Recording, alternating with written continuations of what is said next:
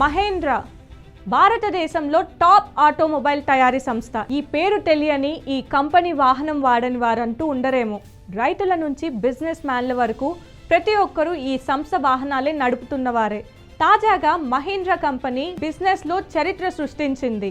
ఒక ప్రధాన పరిశ్రమ అభివృద్ధిలో మహీంద్ర అండ్ మహీంద్ర హ్యుండాయ్ ఇండియాను అధిగమించి దేశంలో రెండవ అతిపెద్ద కార్ల తయారీదారుగా అవతరించింది.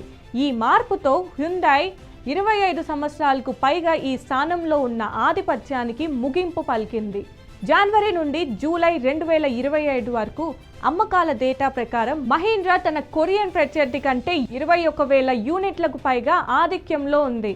అమ్మకాలు స్వల్పంగా తగ్గినప్పటికీ మారుతి సుజుకి మార్కెట్లో అగ్రస్థానంలో కొనసాగుతుండగా టాటా మోటార్స్ హ్యుండాయ్ తర్వాత 4వ స్థానంలో ఉంది. ఇప్పుడు మారుతి తర్వాత మహీంద్రాదే ద్వితీయ స్థానం.